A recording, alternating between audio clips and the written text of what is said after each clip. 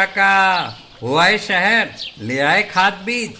हाँ भाई, लेके तो आया हूँ, पर क्या कहूँ, महंगाई इतनी हो गई है कि समझ में नहीं आता है कि खेती करे कैसे।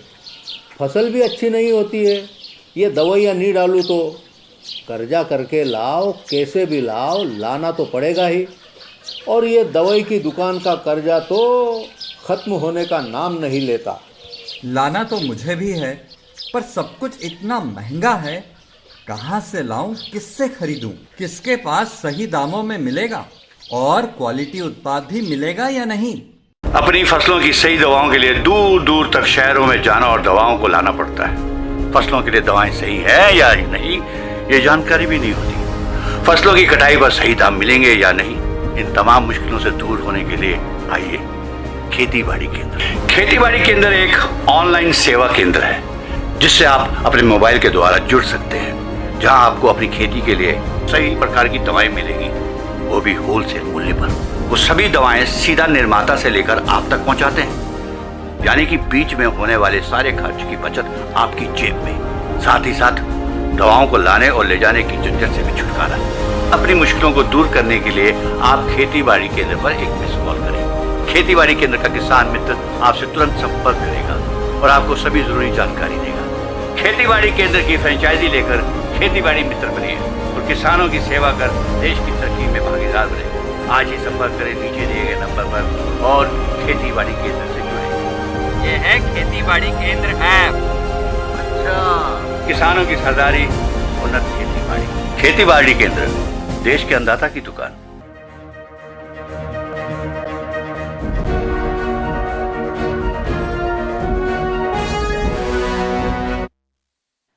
नमस्कार, मैं हूं आपके साथ अमृता चौरसिया। दिन भर की तमाम बड़ी और अहम खबरों पर डालेंगे नजर। स्वास्थ्य और परिवार कल्याण मंत्री मनसुख मांडविया ने कहा कि देश में कोरोना वायरस के नए स्वरूप ओमिक्रॉन का कोई मामला अब तक सामने नहीं आया है। सरकार इस संबंध में सभी एहतियात बरत रही है। राज्यसभा में प्रश्नकाल के दौरान स्वास्थ्य मंत्री ने कहा कि ओमिक्रॉन के मामले अब तक दुनिया के 14 देशों में मिले हैं और भारत में इसका एक भी मामला सामने नहीं आया। उन्होंने कहा कि सरकार ने इस संबंध में परामर्श जारी किया है। संदिग्ध मामले में तुरंत जांच की जा रही है और सैंपल को जीनोम अनुक्रमण के लिए भेजा जा रहा है। उन्होंने कहा कि कोविड-19 महामारी अभी नियंत्रण में है, लेकिन ये पूरी तरह से समाप्त नहीं हुई है। सरकार ने बताया कि ओमिक्रॉन के मद्देनजर देश में कोविड टीकों की बूस्टर खुराक के बारे में विशेषज्ञ समूह विचार विमर्श कर रहे हैं कि ओमिक्रॉन वेरिएंट अभी दुनिया के 14 कंट्री में पाया गया है और यहाँ उसका अभ्यास हो रहा है। इंडिया में अभी उसका कोई केस रिपोर्ट नहीं हुआ है, लेकिन दुनिया में जिस तरह से इस वायरस के संदर्भ में हमें सूचना मिली है, उसको देखते हुए एक एडवाइजरी भी डिक्लेयर की गई है। पोर्ट पर हमने भी देखरेख रखना शुरू कर दिया है। कोई भी ऐसे संदिग्ध केस है तो उसको तुरंत ही चेक करके उसको जीनोमिक सीक्वेंसेस भी करा रहे हैं। केंद्र सरकार ने कुछ देशों में कोरोना वायरस के नए वेरिएंट के खतरे को देखते हुए देश भर में लागू कोविड-19 रोकथाम उपायों की अवधि 31 दिसंबर तक बढ़ा दी है और राज्यों को सतर्क रहने को कहा है। साथ ही घर घर जाकर टीकाकरण अभियान को 31 दिसंबर तक बढ़ाया गया है। केंद्रीय स्वास्थ्य सचिव राजेश भूषण ने आज राज्यों और केंद्र शासित प्रदेशों के साथ एक समीक्षा बैठक की। मंत्रालय ने सभी राज्यों और केंद्र शासित प्रदेशों को सक्रिय निगरानी, जांच बढ़ाने, अधिक संक्रमित वाले क्षेत्रों की निगरानी करने को कहा है। साथ ही टीकाकरण बढ़ाने और स्वास्थ्य के बुनियादी ढांचे में वृद्धि सुनिश्चित करने पर ध्यान देने को कहा है। राज्यों को निगरानी वाले घरेलू पृथकवास सुनिश्चित करने के लिए कहा गया है। स्वास्थ्य मंत्रालय ने 2 दिन पहले राज्यों और केंद्र शासित प्रदेशों को लिखे एक पत्र में अंतर्राष्ट्रीय यात्रियों की कड़ी निगरानी की सलाह दी थी। राष्ट्रव्यापी टीकाकरण अभियान के तहत अभी तक कोविड-19 रोधी टीकों की 123.25 करोड़ से अधिक खुराकें दी जा चुकी हैं। भारत में एक दिन में कोविड-19 के 6,990 नए मामले सामने आए हैं, जो 551 दिन में सबसे कम दैनिक मामले हैं। उपचाराधीन मरीजों की संख्या घटकर 1 लाख हो गई है, जो 546 दिन में सबसे कम है। पिछले 24 घंटों में कोविड-19 के मरीजों की संख्या में 3,000 से अधिक की कमी दर्ज की गई।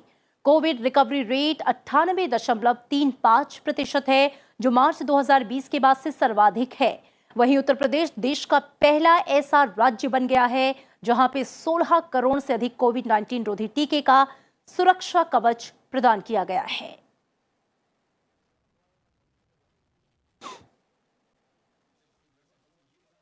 अफ्रीका में कोरोना वायरस के नए वेरिएंट ओमिक्रॉन के सामने आने के बाद से भारत ने मदद की पेशकश की है। भारत ने अफ्रीकी देशों को टीकों समेत हर मुमकिन सहायता की बात कही है। विदेश मंत्रालय ने कहा कि वो अफ्रीकी महाद्वीप के देशों की मदद करने के लिए टीके, जीवन रक्षक दवाओं और परीक्षण किट की आपूर्ति को तैयार है। कोविड टीकों की आपूर्ति कोवैक्स के माध्यम से या फिर द्विपक्षीय आधार पर की जा सकती है। भारत सरकार ने मलावी, इथियोपिया, जाम्बिया, मोजाम्बिक, गिनी और लेसोथो जैसे अफ्रीकी देशों समेत टीकों की आपूर्ति के लिए कोवैक्स की ओर से अब तक दिए गए सभी आदेशों को मंजूरी दे दी है। इधर विश्व स्वास्थ्य संगठन ने ये आगाह किया है कि प्रारंभिक साक्ष्यों के आधार पर कोरोना वायरस के नए वेरिएंट ओमिक्रॉन से वैश्विक जोखिम बहुत ज्यादा दिख रहा है। संगठन ने कहा कि रूप परिवर्तित कर चुके वायरस से गंभीर परिणाम के साथ मामलों में वृद्धि हो सकती है। WHO ने सदस्य देशों को एक तकनीकी ज्ञापन जारी किया है। संगठन ने यह कहा है कि जब तक वैज्ञानिक नए वेरिएंट को बेहतर ढंग से समझने के लिए सबूत तलाश रहे हैं, तब तक देशों को जितनी जल्दी हो सके टीकाकरण में तेजी लानी चाहिए। नए वेरिएंट को लेकर यह WHO की ओर से सबसे मजबूत और स्पष्ट चेतावनी है। नए वेरिएंट की पहचान कुछ दिन पहले दक्षिण अफ्रीका में वैज्ञानिकों ने की थी। ये चेतावनी दुनिया भर के कई देशों की ओर से यात्रा प्रतिबंधों के रूप में कार्रवाई किए जाने के बीच आई है। और अब नजर डालते हैं राज्यों से जुड़ी हुई अहम खबरों पर।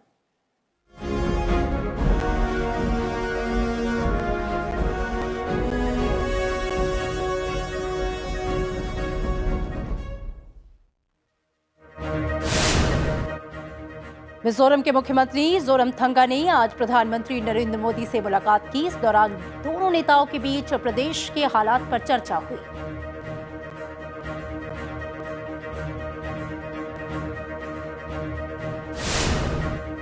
मध्य प्रदेश में मुख्यमंत्री शिवराज सिंह चौहान की अध्यक्षता में हुई कैबिनेट बैठक में कई अहम प्रस्तावों को मंजूरी दी गई। सरकार ने प्रदेश में 6 मेडिकल कॉलेज खोलने के प्रस्ताव को हरी झंडी दे दी। वहीं प्रशासन एकेडमी को स्वतंत्र इकाई घोषित करने की भी मंजूरी दी गई।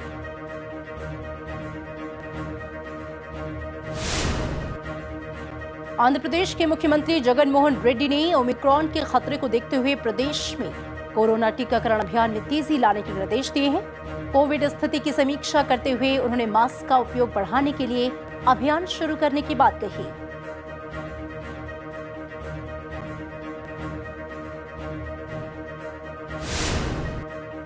त्रिपुरा के स्थानीय निकाय चुनाव में बीजेपी की जीत के बाद मुख्यमंत्री बिप्लब देब ने आज सभी जीते हुए उम्मीदवारों के साथ त्रिपुरा सुंदरी मंदिर में पूजा अर्चना की। बीजेपी ने अगरतला सहित सभी निकायों में भारी जीत दर्ज की है।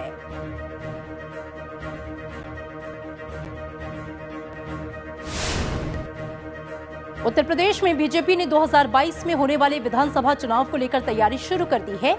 इसे लेकर बीजेपी के शीर्ष संगठन के साथ प्रदेश बीजेपी की बैठक हुई। इसमें प्रदेश की 26 करोड़ की आबादी तक पहुंचने के लिए 6 क्षेत्रों में यात्रा निकालने पर सहमति बनी।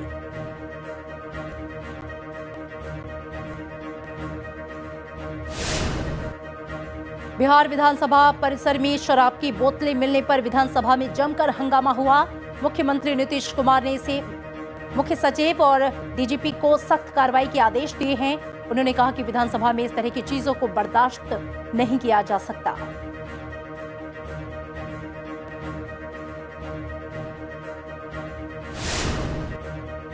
पश्चिम बंगाल में बीजेपी ने केंद्रीय बलों की सुरक्षा में नगर निकाय चुनाव कराने की मांग की है। बीजेपी के एक प्रतिनिधिमंडल ने राज्यपाल जगदीप धनखड़ से मुलाकात कर कड़ी सुरक्षा के बीच कोलकाता नगर निगम चुनाव कराने की मांग की। यहां 19 दिसंबर को 144 वार्डों में चुनाव होना है।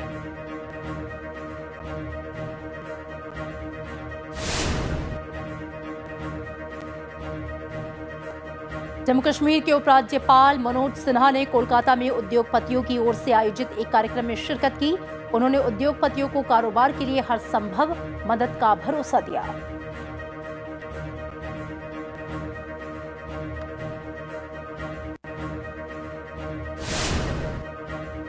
भारतीय सेना ने लद्दाख सेक्टर में तैनाती के लिए इमरजेंसी खरीद के तहत इजरायल से नए हेरोन ड्रोन हासिल किए।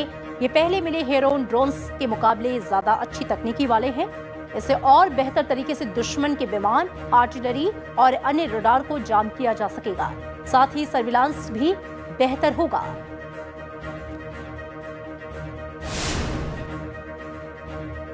महाराष्ट्र सरकार ने मुंबई के पूर्व पुलिस आयुक्त परमबीर सिंह और बर्खास्त पुलिस अधिकारी सचिव वाजी की बैठक के संबंध में जांच का आदेश दिया है।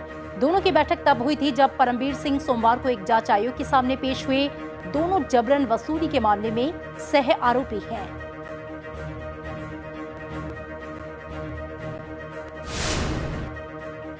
भगोड़े कारोबारी विजय माल्या के खिलाफ मानहानि मामले में सुप्रीम कोर्ट अगले साल 18 जनवरी को अंतिम सुनवाई करेगी। जजों ने कहा कि कोर्ट ने इस मामले में काफी लंबा इंतजार किया है। अब इस मामले को किसी न किसी स्तर पर निपटाया जाएगा। माल्या को 2017 में अवमानना का दोषी ठहराया गया था।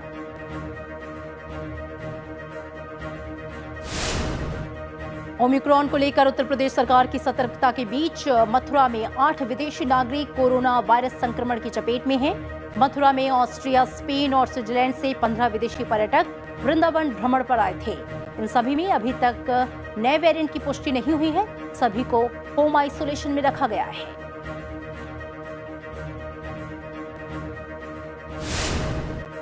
कोरोना वायरस के नए वेरिएंट ओमिक्रॉन की एंट्री से बिजनेस पर फिर से संकट के बादल मंडराने लगे हैं। गुजरात के हीरा कारोबारी चिंतित हैं क्योंकि 70% कच्चा माल अफ्रीकी देशों से आता है।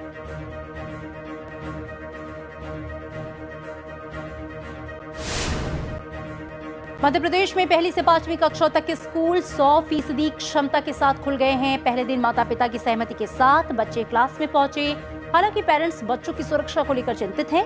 पेरेंट्स ने बच्चों की ऑनलाइन क्लासेस जारी रखने को लेकर सरकार से विचार करने की अपील की है।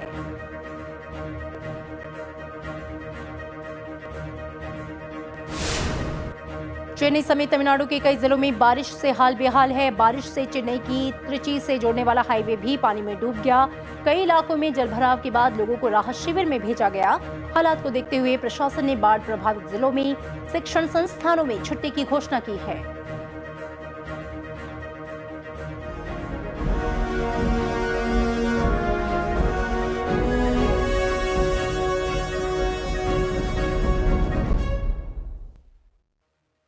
चालू वित्त वर्ष की दूसरी तिमाही के आर्थिक वृद्धि दर के नतीजे सामने आ गए हैं। जुलाई से सितंबर के लिए देश के सकल घरेलू उत्पाद के आंकड़ों में सुधार हुआ है और इसके साथ ही वृद्धि दर कोविड पूर्व स्तर को पार कर गया है। जीडीपी के ताजा आंकड़ों में भारतीय अर्थव्यवस्था कोरोना के झटके से उबरती दिख रही है। जुलाई से सितंबर तिमाही में देश की जीडीपी 8.4% हो गई, जबकि पिछले साल इस अवधि में 7.4% की गिरावट थी। जून तिमाही में भारत की जीडीपी 20.1% रही थी, जो अब तक की सबसे तेज दर के साथ बढ़ी थी। वित्त वर्ष 2021-22 की दूसरी तिमाही में कई ऐसे संकेत देखने को मिले हैं जिससे ये पता चलता है कि अर्थव्यवस्था तेजी से रिकवरी कर रही है। आपको बता दें कि देश की सीमा में एक निर्धारित समय के भीतर तैयार सभी वस्तुओं और सेवाओं के कुल मौद्रिक या बाजार मूल्य को सकल घरेलू उत्पाद यानी कि जीडीपी कहते हैं। वहीं 8 बुनियादी उद्योगों का उत्पादन अक्टूबर में 7.5% रहा है। आज जारी आधिकारिक आंकड़ों में कोयला, प्राकृतिक गैस, रिफाइनरी उत्पाद और सीमेंट क्षेत्र ने अच्छा प्रदर्शन किया है। पिछले साल इस अवधि में 8 बुनियादी उद्योगों के उत्पादन में 0.5% की गिरावट आई थी। इस साल सितंबर में 8 बुनियादी उद्योगों की वृद्धि दर 4.5% रही थी। कुल औद्योगिक उत्पादन में इन 8 बुनियादी उद्योगों का हिस्सा 40.27% है। चालू वित्त वर्ष के पहले 7 महीने अप्रैल से अक्टूबर में बुनियादी उद्योगों का उत्पादन 15.1% बढ़ा है।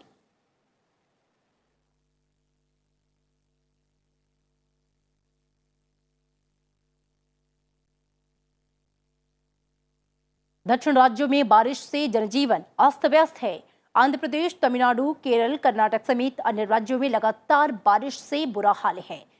बारिश से इन राज्यों में कई जगह पर बाढ़ जैसे हालात बने हैं। तमिलनाडु, आंध्र प्रदेश और पुडुचेरी के कई इलाकों में स्थिति बिगड़ गई है। मौसम विभाग ने तमिलनाडु के तटीय क्षेत्रों में भारी से बहुत भारी बारिश की भविष्यवाणी की है। मौसम विभाग ने देश के दक्षिण के राज्यों में हो रही बारिश के बाद अब दिसंबर की शुरुआत में उत्तर और मध्य भारत, दिल्ली, यूपी, बिहार सहित देश के कई राज्यों के पहाड़ी और मैदानी हिस्सों में भी बारिश की आशंका जताई है। जो हमारा कोस्टल इनलैंड है, इसके लिए बारिश का पूर्वानुमान है। 3 तारीख से ओडिशा का जो कोस्टल डिस्ट्रिक्ट है और adjoining north coast Andhra Pradesh का जो डिस्ट्रिक्ट है, वहाँ बारिश शुरू होगा। 4 तारीख को सबसे ज़्यादा बारिश, heavy to very heavy rainfall at a few places और extremely heavy rainfall at isolated places हो सकता है कोस्टल डिस्ट्रिक्ट ऑफ ओडिशा और adjoining district of Andhra Pradesh में। एडमिरल आर हरिकुमार ने आज नौसेना के 25वें अध्यक्ष के रूप में पदभार ग्रहण किया। उन्होंने सेवानिवृत्त एडमिरल करमबीर सिंह का स्थान लिया। नौसेना के नए चीफ आर हरिकुमार 1 जनवरी 1983 को भारतीय नौसेना में शामिल हुए थे। 38 वर्षों से अधिक के अपने करियर में उन्होंने तटरक्षक जहाज C-01 इन शिप निशंक, कोरा, रणवीर और विमान वाहक INS विराट की कमान संभाली है। नौसेना स्टाफ के प्रमुख के रूप में पदभार संभालने के बाद उन्होंने कहा कि भारतीय नौसेना का अध्यक्ष बनना सम्मान की बात है। नौसेना का ध्यान राष्ट्रीय समुद्री हितों और समुद्री सुरक्षा चुनौतियों पर केंद्रित है। एडमिरल हरिकुमार ने कहा कि समुद्री सीमाओं की रक्षा उनका सबसे पहला कर्तव्य है। हमारे महान देश के मजबूत नौसेना के अध्यक्ष के रूप में रिस्पॉन्सिबिलिटी संभालते हुए मुझे बहुत गर्व और खुशी हो रही है।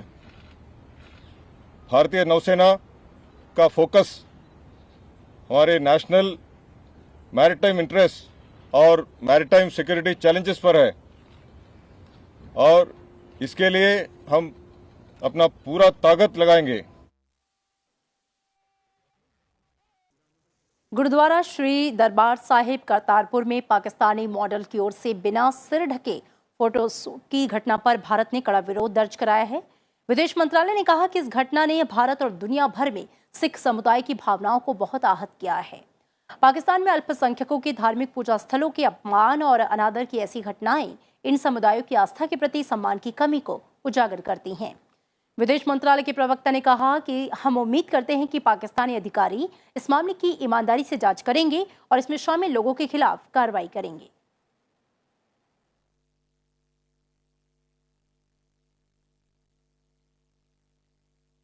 कैरेबियन द्वीप बारबाडोस नया गणतंत्र बन गया है। हालांकि ये 54 कॉमनवेल्थ देशों में गिना जाएगा, लेकिन यहां ब्रिटेन की महारानी का शासन नहीं होगा। 2018 से अब तक ब्रिटेन की रॉयल फैमिली के प्रतिनिधि के तौर पर गवर्नर जनरल रही सांद्रा मेसन की जगह अब मियां अमोर मोटली प्रधानमंत्री चुनी गई हैं। देश का अपना राष्ट्रध्वज और राष्ट्रगान होगा। बारबाडोस की आबादी करीब 2,85,000 है। इससे पहले गुयाना, त्रिनिदाद और टोबैगो ब्रिटिश गुलामी से मुक्त हुए थे। 1978 में डोमिनिका भी रिपब्लिक बना था।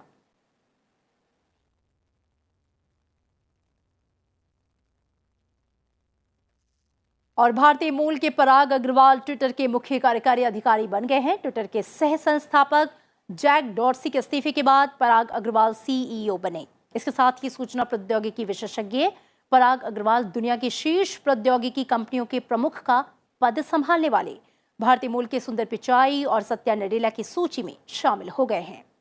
बंबई IIT से कंप्यूटर विज्ञान और इंजीनियरिंग में स्नातक पराग अग्रवाल स्टैनफोर्ड विश्वविद्यालय से PhD हैं।